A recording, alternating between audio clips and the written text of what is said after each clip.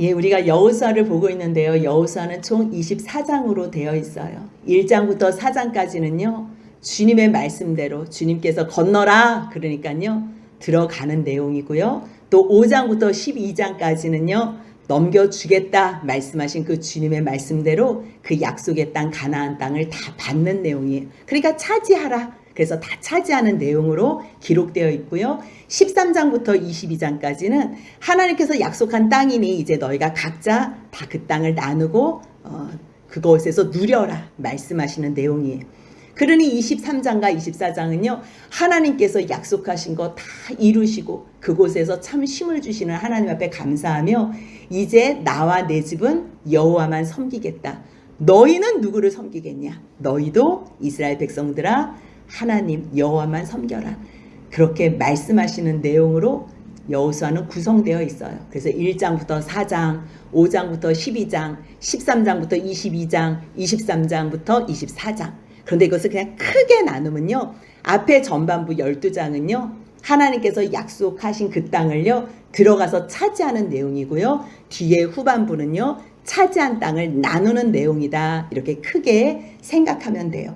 그 중에서 오늘은 하나님께서 넘겨주신 그 땅 이제 들어가서 싸워서 차지하는 내용이 시작돼요. 그런데 4장에 하나님께서 그 약속하신 땅에 들어가는 그 과정 가운데에 요단강을 건너는 내용이 기록되어져 있거든요. 지난주에 우리가 이 4장을 함께 나눴어요.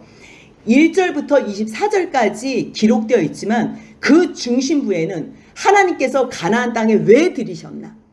또 요단강을 가르셔서 왜 그곳을 건너가라고 하시나? 그리고 또 건너가서 너희들이 길갈에 왜 12돌을 세우라고 하시나? 그 12돌뿐만 아니라 보이지도 않는 물이 넘치면 아무것도 흔적도 없는 그 요단강에 왜 또 12돌을 또 기념적으로 세우라고 하시나? 그 말씀이요. 4장에서 너희가 하나님께서 허락하신 이 땅에서는 평안하게 사는 게 목적인데 지금 당장에는요. 평안하지 않은 거예요. 왜냐하면 그곳에 가나안 족속들이 살아있기 때문에. 그렇기 때문에 하나님께서는 너에게 주신 땅 이곳에서 약속한 것은 다 너희들에게 주고 너희들이 이 땅에 사는 모든 민족들을 몰아낸 후에 이곳에서 하나님 말씀 가운데서 평안하게 사는 것이 하나님의 목표예요. 이 목표를 위해서. 근데 살다 보면 하나님을 날마다 의지하고 날마다 주님과 더불어서 살아야 되잖아요. 그렇게 약속의 땅인 가나안 땅에서 살다가 거기서 연장된 하나님의 나라 천국까지 하나님께서는 초청해 주시는 것이고 우리는 마지막 그 차명상 실제적인 형상 하나님의 나라에서 살기 위해서 그곳을 향해서 가는 여정인 것 뿐이에요. 그렇다면 이 땅에 있는 동안에는 무엇을 해야 되나? 그리고 이 땅에서 하나님의 백성들이 구원받은 백성들이 어떤 여정 가운데서 지내나? 구원받았다고요? 우리가 바로 하나님의 백성이라고 하나님께서 칭해 주시기는 해도요. 우리가 하나님의 자녀로 살 줄을 모르는 거예요. 어떻게 살아내야 될지 모르는 거예요. 하나님의 자녀면 하나님 닮은 백성으로 하나님 닮은 자녀로 살아야 되는데 우리는 여전히 세상 방법으로 세상 스타일에 세상 종으로 살아가는 거예요. 그러니까 하나님께서는 애굽에서 출애굽해 내신 후에 광야의 여정 가운데서 하나님만 의지하는 하나님 없이는 이제는 못 사는 세상 없이는 살 수 있어도 하나님 없이는 못 사는 그러한 존재로 이끌어 주시는 거, 훈련시켜 주시고 만들어 주시는 거예요. 단 하나님께서 말씀하시는 대로 이스라엘 백성들이 따라 할 때에는 하나님께서 함께 그들과 동행하시며 인도해 내신다는 거. 그래서 광야의 시간 속에서는 뭘 배우냐면요. 전에는 세상에 보여지는 떡과 보여지는 먹을 것, 보여지는 것, 먹을 것, 마실 것, 입을 것으로 살았다면 이제는 광야에서 아무것도 없어요. 아무것도 없지만 진정 살아계신 하나님, 이 세상을 말씀으로 창조하신 하나님만 바라보고 의지할 때에 그분께 기도할 때에 모든 필요한 것을 하나님께서 주신다는 것을 배우는 시간이. 그래서 하나님께서는 일부러 광야의 길로 인도하세요. 하나님의 목표는 뭐였냐면요, 너희가 애굽에서 나오는 것도 너희의 능력으로는 나올 수 없어.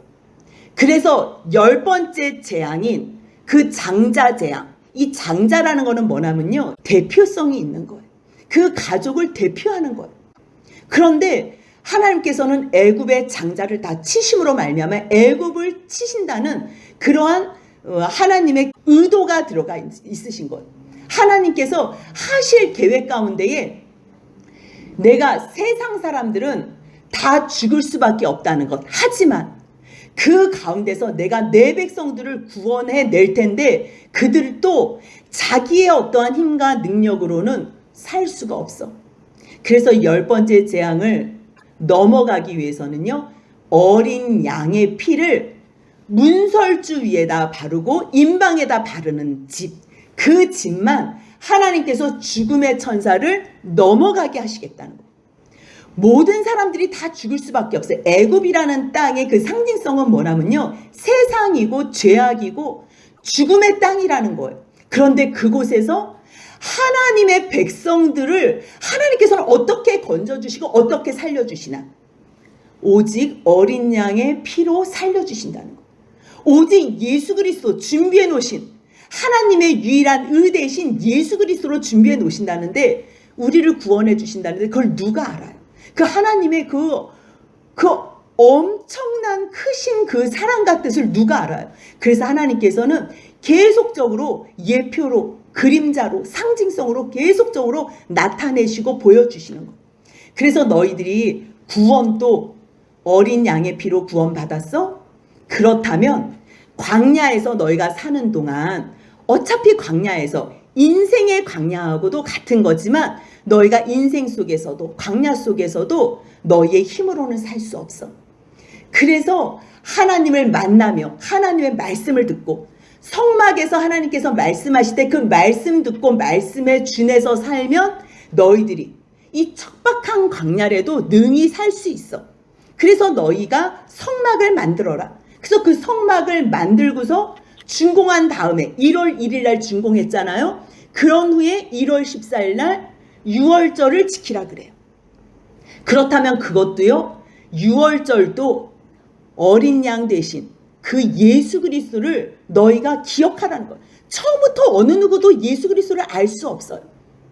하지만 성막을 통해서 하나님께 날마다 나아가는 예배를 통해서, 제사를 통해서, 결국은 하나님께서 이 어린 양으로 우리가 하나님 앞에 나아간다 그러는데, 하나님, 이 죄를, 내가 어린 양을 잡고 소를 잡아도 이 죄가 씻겨지지 않습니다. 이 죄를 어떻게 해결해 주옵소서. 그렇게 간절히 기도하는 자들에게 하나님께서는 영을 열어주시는 거예요. 영을. 그래서 하나님께서 영원전부터 준비해 놓으신 그리스도를 그에게 선물로 주시고 부어주시는 거예요. 그래서 결국은 어린 양으로 우리가 구원받고 어린 양으로 생명으로 살아나는 게 아니라, 그것은 예표요, 그림자요, 상징성일 뿐이지 실제적으로 하나님께서 준비해 놓으신 분은 예수 그리스도라는 것을 알게 하시는 것. 그래서 광야의 인생 가운데서도 예수 그리스도로 우리가 살게 하시고, 그리고 요단강을 건너서도 하나님께서는 예수 그리스도로 살 수밖에 없는, 너희가 천국에 가도 영원한 하나님의 나라를 가는 것도 예수 그리스도로밖에 갈 수 없다는 것을 가르쳐 주시기 위해서 길갈로 들어가는 그 날이요, 도착한 날이 1월 10일이에요. 1월 10일이 무슨 날이에요? 6월절 어린 양을 잡아서 하나님 앞에 드리는 그 6월절을 지내기 위해서 어린 양을 미리 준비해야 될 날이 1월 10일이에요. 그런데 하나님께서 약속하신 그 가나안 땅에 들어간 날이요, 1월 10일이라는 거예요. 그러니까 결국은요, 하나님께서 온통 너희 구원도 예수 그리스도야. 너희의 인생 속에서 광야와 같은 척박한 인생을 사는 과정도 예수 그리스도가 없으면 못 살아.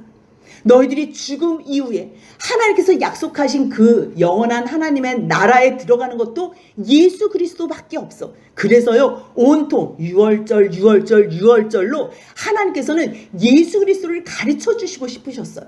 그래서 이 광야의 시간에 하나님 스케줄은 원래 나오는 날에도 6월절 날, 그리고 성막을 짓고 완공한 다음에 하나님 앞에 감사의 제사로 나아가고 또 한 지파 한 지파들이 12지파가 다 하나님 앞에 예물로 나아갈 때 그리고 나서 너희가 1월 14일 날 하나님 앞에 유월절로 드려.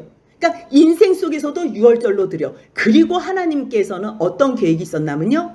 너희들이 또 1년 동안 잘 지내다가 내가 이끌어주는 광야 가운데 나만 의지하고 지내다 보면 내가 과정 가운데에 그 다음해인 1월 14일 날 예배 드릴 수 있도록 또 6월절을 지킬 수 있도록 1월 10일 날 내가 너희들을 인도해 줄게. 하나님 계획은 원래 그거였어. 원래.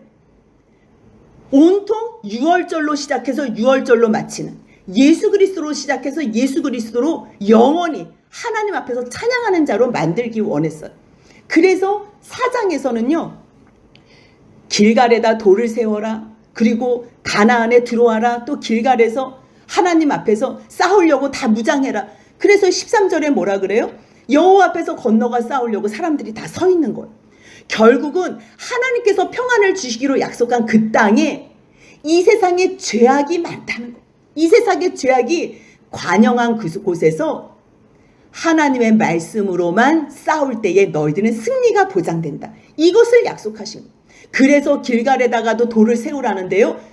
이 돌을 세울 때에 하나님께서는 너희들 뿐만 아니라 너희의 자손들도 하나님의 은혜 가운데 그 하나님만 의지하고 살게 하기 위해서 길갈에 12돌을 기념비로 세우라는 거예요.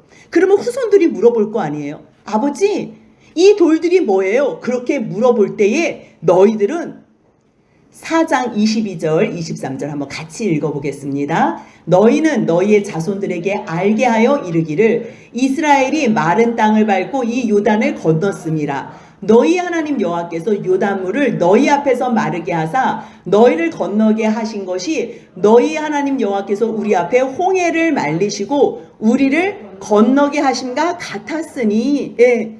하나님께서 왜 건너게 하시고 홍해도 건너게 하시고 또 요단도 건너게 하시고 왜 하나님께서 이렇게 여기까지 가나안까지 오게 하셨나?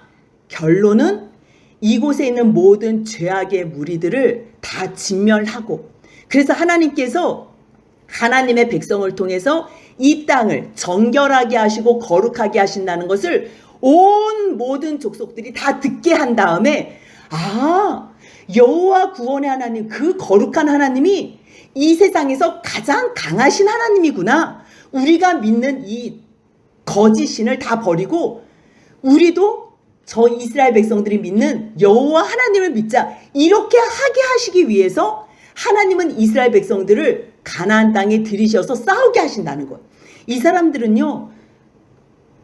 군대로 하나님의 여호와의 군대로 부르심은 받았지만 430년 동안 애굽에 종살이를 했기 때문에 한 번도 군사적인 훈련을 해본 적이 없어요. 하지만 이들이 하나님의 말씀만 순종할 때에 오직 하나님만 의지하고 하나님께서 하라고 하시는 대로 순종할 때에 어떤 승리가 보장이 되나 그것을 온 족속들 만민들에게 보여주고 싶은 것.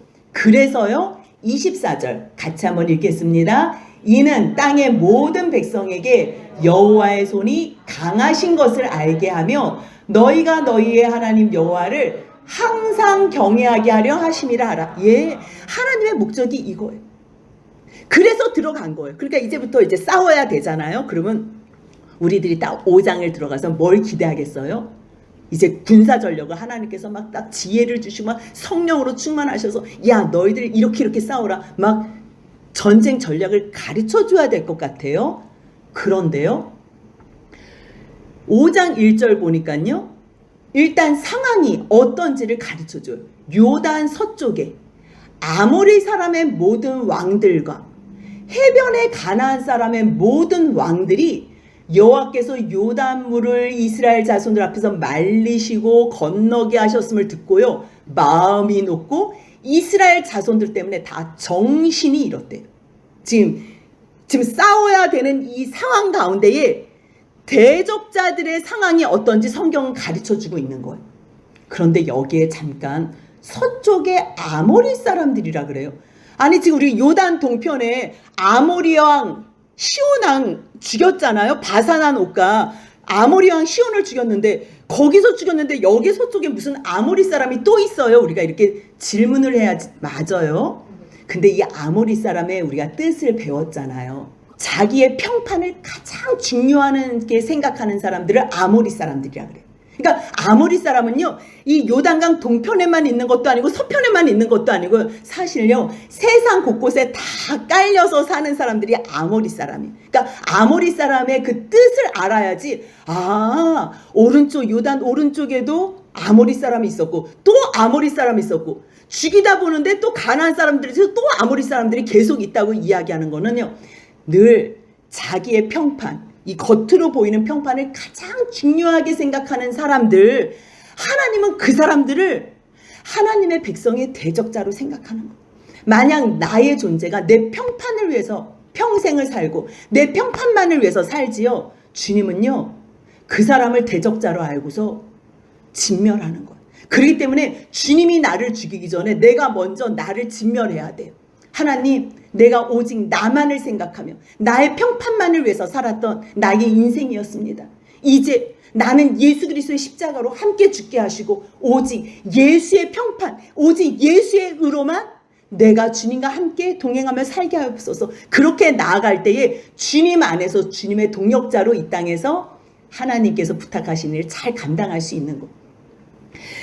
지금 상황 가운데 아모리 사람들이 또 있고 또 있고 또 있지만요, 모든 왕들이 40년 전에 무슨 말을 들었냐면요, 여호수아 2장 11절에서 보니까요, 우리가 듣자 곧 마음이 녹았대. 어떤 상황이나 홍해 물을 말리게 하고 막 아모리 왕 시온과 바산 왕 옥을 쳤다는 것을 듣고서 우리가 이 모든 사람들이 지금 다 그 이야기로 정신을 잃고 혼미해졌다, 이 얘기를 라합을 통해서 그 두 정탐꾼이 들었던 얘기거든요.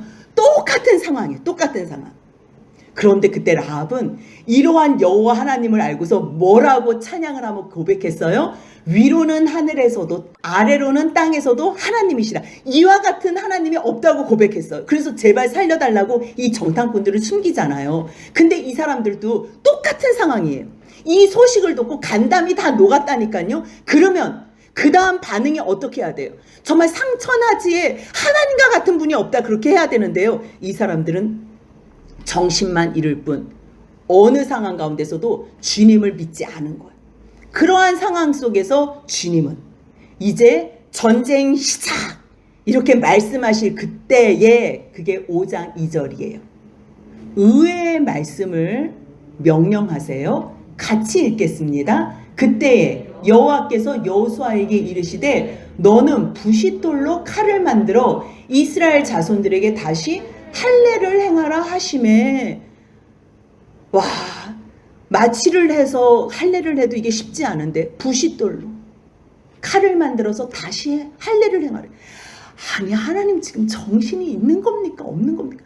아니, 그러면 들어오기 전에 하시든가요. 지금 들어와가지고 지금 저 사람들이 눈을 다 부르뜨고서 보는데, 아니 싸워야 되는데 만약에 할례를 하면 최소한 3일은 꼼짝도 못하고 일주일은 누워 있어야 되는데 지금 뭐라고요? 이렇게 얘기할 수 있는 거예요. 왜냐하면 할례를 통해서 창세기 34장 24절에 보면 그 시므온과 레위가 자기 그 동생의 그 강간 사건을 통해서 세겜 사람들을 다 죽이는 일이 있거든요. 그 내용 가운데요, 34장 창세기 34장 25절을 보니까요, 제3일에 아직 그들이 아파할 때, 그러니까 3일째 되던 날에는 제일 아픈 거예요. 그러니까 꼼짝을 못하기 때문에 그걸 아는 시몬과 레위가 각기 칼을 가지고 몰래 가서 그 성읍을 기습하여 그 모든 남자를 죽인 사건이 있잖아. 그렇기 때문에 할례를 지금 하라고요? 상황적으로는 하나님의 말씀에 순종하지 못할 상황이지만요, 주님께서는 여호수아 6장 1절을 보니까요, 이스라엘 자손들로 말미암아 여리고는 굳게 닫혔고 아예 출입하는 자가 없는 상황이 된 거예요. 근데 이 6장 1절은요, 하나님의 말씀 앞에 순종하는 동안 가운데 이 사람들의 간담을 계속 높게 하시고 이 사람들의 그 두려움이 아주 극심해서 성까지 닫은 상황이 된 거예요. 그런데 왜 하나님께서는 이 중요한 시점에 할례를 행하라고 하시나? 할례는 언제부터 시작된 일인가? 그 말씀을 거슬러 올라가면요, 창세기 17장에 나오는 말씀이에요. 이 17장의 내용은 하나님께서 내가 너에게 이 땅을 주겠다. 내가 너의 자손에게 이 땅을 주겠다. 그래서 이 땅과 자손을 약속했어요. 그런데 아브라함은 자식이 없는 거예요. 그런데도 하나님께서는 아니, 너 몸에서 사라에게서 너 아들을 통해서 내가 자식을 주겠다고 약속하시는 거예요. 그 약속을 하나님 어떻게 내가 알겠습니까? 그러니까 하나님께서요, 그 자식 준다는 거, 그래, 내가 거류하는 이 땅, 지금 아브라함이 땅 한 평도 없이 살고 있는 이 땅을 하나님께서는 주시겠다고 약속하시며 이 땅을 주어 영원한 기업이 되겠다고 하는 거예요. 그래서 나는 너뿐만 아니라 너의 후손들의 아니 지금 자식도 없다니까요, 아브라함은. 그런데 자식뿐만 아니라 너의 후손들의 하나님이 되겠다고 말씀하시며 너 오늘 할례를 받아. 할례를 받아. 지금요, 이삭은 태어나기 전이고요, 16장에서 이스마엘이 태어난 상황이에요. 그러니까 너와 너희 온 가족들 다 할례를 받아. 그래서 그 말에 순종을 하는 거예요. 근데 주님께서는 할례를 받으라 그럴 때 뭐라 그러냐면 너희 중 남자는 다 할례를 받으라고. 8일 만에. 이것이 나와 너희 후손과의 지킬 내 언약이래요. 만약 할례를 받지 아니한 남자는, 그 포피를 배제하는 자는 백성 중에서 끊어지겠대요. 그가 내 언약을 배반했다는 거. 배반했다는. 그러니까 무조건 다 할례를 받으라는 거예요. 할례는 뭘 상징하냐면 하나님 생명이 나에게서, 나의 능력에서 나오는 게 아닙니다. 오직 생명도 하나님에게서 나오는 것입니다. 내 자녀도, 내 자식도, 내 후손도 오직 생명만은 하나님의 손에 달려 있습니다 라는 것에 대한 표현으로 내 언약, 그 하나님께서 아브라함에게 한 언약을 나도 믿습니다 하면서 표현하는 거예요. 그래서 할례를 해야 되는 거예요. 근데 이스라엘 백성들이 할례를 다 해왔는데 모세도 했어요. 모세 첫째 아들도 했어요. 근데 모세가 이방 여자하고 결혼을 했잖아요. 그러니까 이 할례 행하면서 애가 아파하는 걸 보니까 이 모세의 아내 시보라가 이게 얼마나 놀랬겠어요. 그래서 둘째 아들을 할례를 안 했나 봐요. 그 할례 안 한 일로 말미암아 하나님께서 모세를 이제 애굽에 바로왕 앞에 보내려는 그 상황 가운데서 갑자기 모세를 죽을 지경까지 놓는 상황이 있어요. 그 내용이 출애굽기 4장에 나오거든요. 근데 그거 일 때문에 시보라가 이 둘째 아들을 할례를 한 다음에 그것을 던져요. 그것을 할례한 것을 모세한테 던지면서 피난편이다. 그래, 결국 꼭 피를 보게 하는구나. 그렇게 말하면서 하지만 그래도 순종하는 것. 이 순종은 왜 의미가 있고 하나님께서 둘째 아들의 할례를 안 한 것 때문에 모세를 죽이려고까지 했나면 모세를 왜 보내시는 거예요? 지금 바로에게 왜 보내시는 거예요? 하나님께서 이스라엘 백성에게 약속한 가나안 땅을 주시기 위해서 보내시는 거거든요. 약속한 땅. 근데 그 약속한 땅은 누구에게 약속한 거예요? 아브라함에게 약속한 땅이에요. 그렇다면 그것을 믿는다면 먼저 믿고 앞장서는 리더된 너가 먼저 그것을 준행해야지. 너 자식도 지금 할례를 받게 하지 않아 놓고서 너가 그 일을 앞장선다고? 그렇기 때문에 하나님께서는 하나부터 10개까지 철두철미하게 다 준비를 시킨 거예요. 그러고서 출애굽을 시키는 과정 가운데서 유월절이 있잖아요. 근데 이 유월절을 지킬 때는요, 할례를 받은 후에 먹으래요. 근데 이스라엘 백성들은 다 할례를 받았어요. 근데 문제는 누구냐면 출애굽에 같이 합류해야 될 종과 이방인 타국인들이 있거든요. 근데 이 사람들도 할례를 받지 않으면 유월절에 참여할 수가 없는 거예요. 그러니까 이 할례 의식부터가 뭐냐면요, 나는 생명을 주님한테 의탁합니다. 모든 생사화복의 주권주는 주님이십니다라는 것이 하나님 앞에 의뢰하는 신앙의 고백인 거예요. 그렇기 때문에 할례도 믿음으로 할례를 해야 되고요, 유월절도 믿음으로 표현해내야 되는 거예요. 그렇기 때문에 하나님께서 너희 그날 유월절 행사를 해야 되는데 할례 받은 후에 먹으라 그러면서 종도 할례를 받을 뿐만 아니라 타국인도 여호와의 유월절을 지키려고 한다면 모든 남자는 할례를 받은 후에 지키라는 말씀을요, 출애굽기 12장 44절과 48절에 하는 거예요. 그러면서 뭐라 그래요? 만약에 할례를 받지 않으면 할례 받지 못한 자는 어느 누구도 유월절 음식을 먹지 못한다는 거예요. 그러니까 하나님께서 지금 할례를 받게 하는 거는 할례가 목적이 아니라 유월절에 참여하는 거, 유월절에 동참하는 게 목적이에요. 우리들은 뭐 어떻게 보니까 또 유월절이네, 뭐 어떻게 하니까 또 유월절이 무슨 뭐 취임새, 심심해서 뭐 곳곳에 한 번씩 하는 것 같은데 아니에요. 하나님은 오로지 예수 그리스도로 말미암아 너희를 구원하시고 너희를 살게 하시고 너희를 영원한 천국까지 들이신다는, 초청할 수 있다는 것을 우리에게 가르쳐 주시기 위해서 오로지 유월절을 위해서, 그 유월절, 근데 유월절에 이것은 모형과 이 그림자잖아요. 이것은 참 형상이 예수 그리스도에게까지 나아가게 하기 위해서 주님께서는 이 유월절에 이렇게 온 마음을 쏟으시는 거예요. 그래서 결국은요, 여호수아가 부싯돌로 만들어서요, 할례산에서 이스라엘 자손들에게 다 할례를 행해요. 그런데 왜 그동안에 계속 다 행했던 할례를 왜 갑자기 못했을까? 사람들이 왜 할례 안 한 사람들이 많았을까? 예, 많았대요. 그래서 그 이유를 설명해 주는데요. 5장 4절에 보니까 여호수아가 할례를 시행한 까닭은 이것인데, 애굽에서 나왔을 때 그 사람들은 다 할례를 받았어요. 그리고 성막을 짓고 나서 또 유월절을 지켰잖아요. 유월절을 참여해야 되기 때문에 이 사람들도 애굽에서 출애굽 후에 1년 만에 성막을 만들었잖아요. 그러니까 1년 만에 1년 사이에 태어난 아이들은 또 할례를 다 한 거예요. 그런데 그 후에 가나안에 들어가서 하나님 앞에서 유월절을 드려야 되는데 가데스 바네아에서 불순종으로 말미암아 38년을 허송세월을 했잖아요. 이 허송세월 한 사람들은 왜 그렇게 광야의 38년을 헛되게 보냈지요? 하나님의 말씀을 듣지 않은 거예요. 믿지 않은 거예요. 어떤 말을 믿지 않은 거예요? 하나님께서 주시기로 약속한 그 땅을 믿지 않은 거예요. 저 땅은 우리하고 상관없어. 아무리 하나님께서 주신다고 해도 아니, 우리는 그 사람들 앞에 메뚜기 같이 밖에 보여지질 않아. 우리는 그들 앞에서 메뚜기일 뿐이야. 그래? 너희는 내 말을 안 믿네? 안 믿는 사람들이 무슨 할례를 하겠어요? 내가 안 믿는데 내 자녀에게 할례를 하겠어요? 그러니 그게 의미가 없는 거예요. 너의 처자식들을 하나님께서 다 죽이려고 데려왔다며. 그러니까 하나님께서는 이들에게 너 자식들을 할례도 행하지 마. 하나님께서 할례를 행하지 못하게 한 거예요. 왜요? 믿지 않는데 행하면 뭐하냐? 그게 외식이라는 거예요. 그래서 그 전에 있는 백성들은 다 할례를 받았으나 광야길에서 난 자는 할례를 받지 못했다. 왜냐하면 거기에 애굽에서 나온 모든 1세대들이 다 죽었기 때문이다. 이 얘기를 하는 거예요. 그렇다면 우리가 생각할 때 당일에 이 많은 사람들을 다 할례를 할 수 있을까 이렇게 생각할 수 있잖아요. 그런데요, 생각해보면 많은 사람들이 아니에요.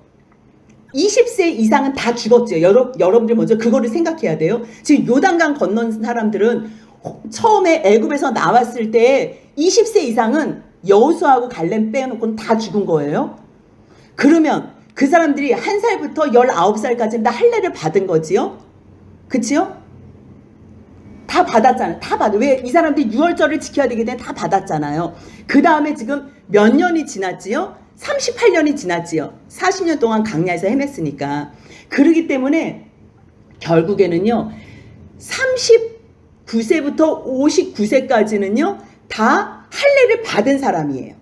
다 할례를 받은 사람이고, 지금 누가 할례를 받아야 될 사람이냐면, 성막 만들어진 다음부터 38년 동안 광야에서 헤매느라고 할례를 못 받았잖아요. 그러기 때문에 결국 1살부터 38세까지는 할례를 못 받았기 때문에 이제 할례를 받는 거예요. 그럼 전체가 이제 60만이고 60만이 전체 남자의 수가 60만이 아니라 20세 이상의 수를 따졌을 때 60만이잖아요. 그러면 이걸 어떻게 이 많은 사람들이 여호수아가 혼자 다 할례를 할 수 있는, 혼자서 하는 게 아니고 여호수아가 명령을 하면 가족들끼리 다 할례를 하는 거잖아요. 그렇기 때문에 이미 벌써 받은 사람들이 안 받은 사람들 할례 해줄 수 있다. 이제 그렇게 생각하면 되는 거예요. 정황은 이래요. 그런데 왜 하나님께서 왜 이 사람들이 할례를 못했나? 아까도 잠깐 설명했지만요. 여호와의 약속을 믿지 않았기 때문에, 여호와의 음성을 청종하지 않았기 때문에 아무리 젖과 꿀이 흐르는 땅으로 준다 그러면 뭐예요? 그들이 믿지 않았기 때문에 그래? 그럼 너희들은 그 땅을 보지 못할 거야. 그래서 그 사람들이 40년 동안 이 광야에서 다 헤매다가 죽은 거예요. 하지만 하나님의 약속은 반드시 이루어져야 되기 때문에 그 다음에 2세대를 통해서 그 약속을 그들의 대를 잇게 하시기 위해서 지금 할례를 행하게 하신다는 거예요. 그동안에는 할례 없는 자로 살았던 거예요. 근데 이제 할례를 다 행하니까 할례를 마침에 여기가 킹포인트야. 할례를 마침에. 지금 전쟁을 앞두고 있는데 사람들 생각을 한번 해보세요. 그림을 그려보세요. 모든 남자들, 힘쓸 수 있는 남자들이요. 반 이상이 다 이렇게 누워서 널브러져 있다고 생각해봐요. 꼼짝을 못해요. 내가 내 모습을 봐도 답답하고 옆에 있는 사람의 모습을 봐도 답답해요. 그런데 우리가 여기 와 있네. 그렇다면 주님 우리의 힘으로 온 것은 아닙니다. 우리가 늘상 바쁠 때는요. 아무것도 정신이 없어서 생각을 못해요. 근데 때로는 병상에 있을 때, 때로는 아파서 외롭게 홀로 있을 시간이 있어요. 그때는요. 하나님께서 생각해보라는 시간이에요. 돌이켜보라는 시간이에요. 너의 은혜를 세워보라는 시간이에요. 그러니까 이들이 아프니까 처음에는 아파 그래도 할 게 없으니까 일주일 동안 뭐 하겠어요. 아니 3, 4일 동안 뭐 하겠어요. 하나님의 은혜를 헤아려 보겠죠. 우리의 힘으로는 아무것도 한 게 없구나.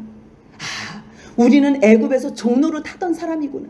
결국 그 종로로 때문에 우리 아버지 세대는 하나님 앞에 순종하지 못하고 다 죽었구나. 그래서 우리가 이제서야 난지 8일 만에 할례를 받아야 되는데 우리가 이제서야 할례를 받는구나.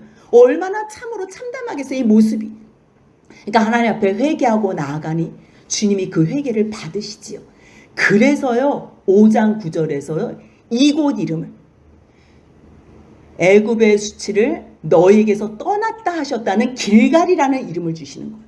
근데 애굽의 수치? 그 수치가 뭐예요? 결국요 죄된 수치밖에 없는 거예요.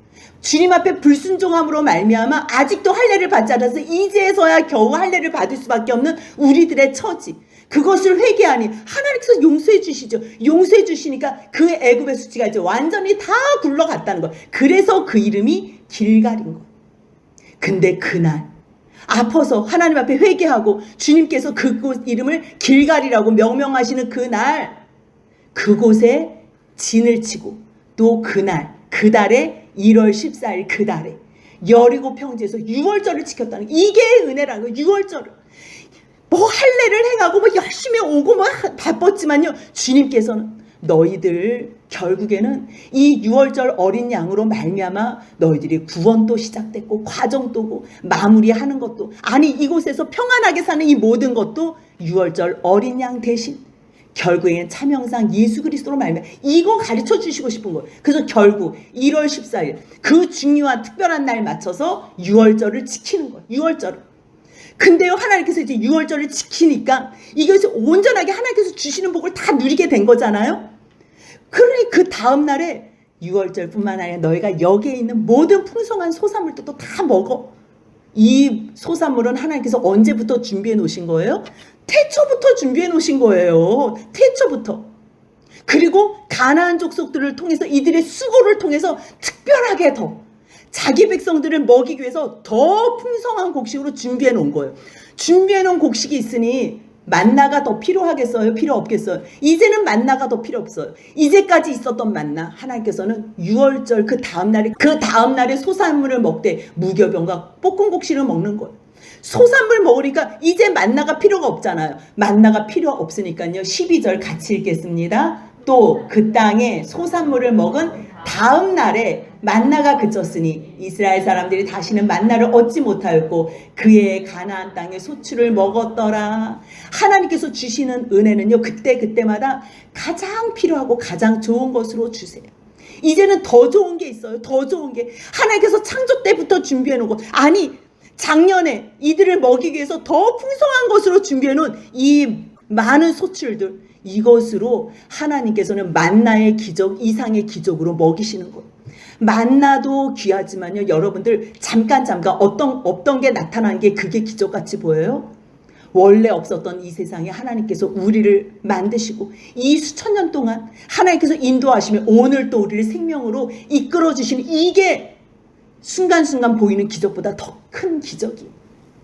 그래서 하나님께서 그 땅 소출로 먹이시는 거예요. 그런데요 며칠이 지났는지 갑자기 장면이 바뀌더니요. 이제 이스라엘 백성들이 예배로도 다 준비하고 하나님께서 누리게 하시는 이 소출로도 다 누리고 나서 이제는 싸워야 될 그 정점에 있는 그 시간에 언제 어떻게 싸워야 될지 모를 거 아니에요. 여호수아 입장에서는 이제 여리고에 가까이 이를 때 눈을 들어보는데요. 한 사람이 칼을 빼어 손에 들고서 마주 서서 있는 거예요. 그러니 여호수아가 얼마나 놀랬겠어요. 잠깐만, 당신은 우리를 위합니까? 아니면 우리의 적들을 위합니까? 일단은 물어봐야 되잖아요. 근데 이 여호와의 군대 장관이요, 뭐라고 얘기하냐면 나는 너희들을 위한다, 아니면 나는 너희들의 적을, 이런 거에 관심이 없어요. 나는 아니라.